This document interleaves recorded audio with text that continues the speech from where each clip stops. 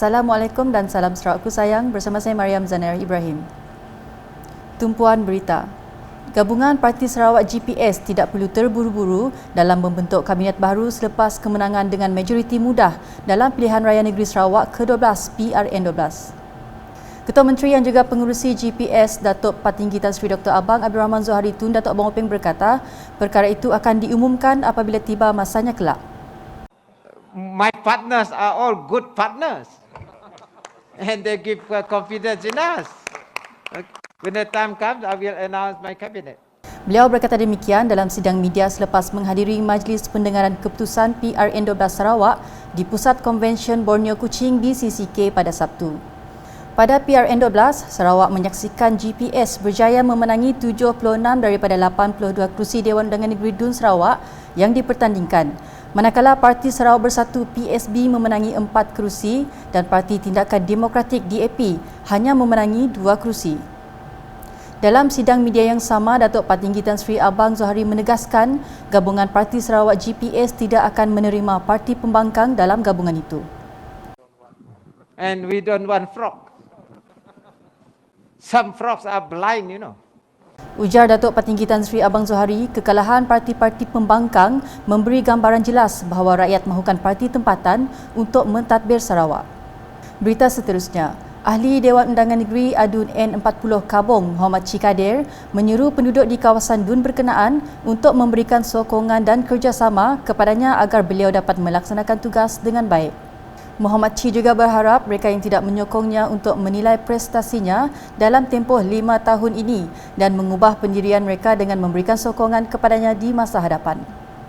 Ucapan jutaan terima kasih saya tujukan kepada pengundi-pengundi yang telah menyokong saya, yang telah mengundi saya, dan tak lupa juga yang tidak menyokong saya harap akan melihat prestasi saya dalam 5 tahun ini dan mungkin akan mengubah pendirian untuk menyokong saya di masa hadapan. Saya merayu kepada semua pengundi dan penduduk di kawasan N40 Kabong agar memberi sokongan dan kerjasama kepada saya supaya kerja-kerja saya sebagai ahli Dewan Undangan Negeri dapat saya laksanakan dengan baik. Semasa menyampaikan perutusan sempena kemenangan beliau pada pilihan raya negeri Sarawak ke-12 pada Sabtu lepas, Muhammad Chi juga berikrar akan berlaku adil kepada semua penduduk tidak kira bangsa dan agama, termasuk dari segi pengagihan projek transformasi luar bandar RTP dan projek-projek lain. Pada PRN12, Muhammad Chi menang dengan menewaskan Wan Muhammad Wan Ali dari Parti Sarawak Bersatu, Muhammad Asri Kasim dari Parti Bumi Kenyalang dan calon amanah Hud Andri selepas meraih 4,789 undi.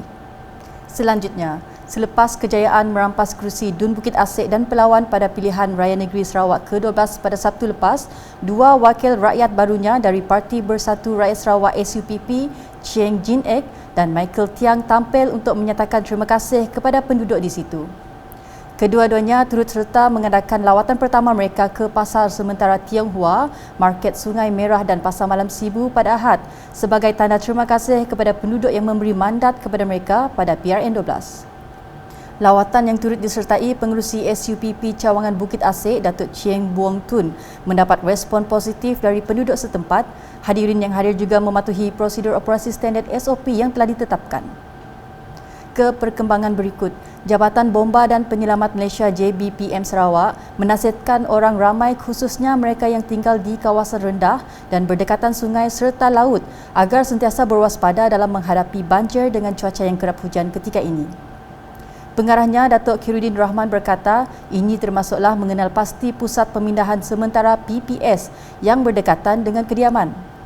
Ujar beliau, dengan mendapat maklumat berkaitan PPS dan langkah persiapan banjir, pihaknya telah berkongsi maklumat situasi dan persediaan berdepan banjir melalui garis panduan yang dikongsikan melalui Facebook JPBM Sarawak. Ketika dihubungi pada Ahad, Datuk Khairuddin turut menasihati orang ramai untuk mengenal pasti kawasan masing-masing, khasnya kawasan yang mudah dinaiki air agar lebih bersedia dan berwaspada. Ini termasuk bersiap sedia untuk berpindah apabila paras air tinggi selain menyediakan alat kelengkapan ikhtiar hidup dan bekalan tambahan seperti makanan, air bersih, ubat-ubatan dan keperluan harian. JB PM Sarawak sebelum ini telah mengenal pasti 349 lokasi berisiko dilanda banjir di seluruh Sarawak ketika musim monsun timur laut. Terdapat 54 lokasi berisiko banjir di Zon 1, Kuching, Bau dan Lundu, 61 lokasi di Zon 2, Kota Samarahan, Siburan, Serian, Simunjan dan Asajaya, 23 lokasi di Zon 3, Sri Aman, Betong dan Seratok dan 90 lokasi di Zon 4, Sibu, Sungai Merah, Sarike, Bintango, Kanawit, Mukah, Kapit, Song, Daro, Selangau dan Sibu Jaya. Sementara itu, 13 lokasi di Zon 5, Bintulu, Samalaju dan Tatau, 78 lokasi di Zon 6, Miri, Lopeng, Batu Niah dan Marudi dan 30 lokasi di Zon 7, Limbang. Beralih ke laporan harian COVID-19. Jawatankuasa Pengurusan Bencana Negeri JPBN Sarawak telah membuat beberapa penambahbaikan ke atas tata cara kemasukan pengembara dari luar negara ke Sarawak berkuat kuasa 22 Disember 2021. Ia susulan pengesanan 2 kes baru varian Omicron di Sarawak dan dikategorikan sebagai kes import A. Tata cara kemasukan pengembara dari luar negara ke Sarawak adalah seperti berikut.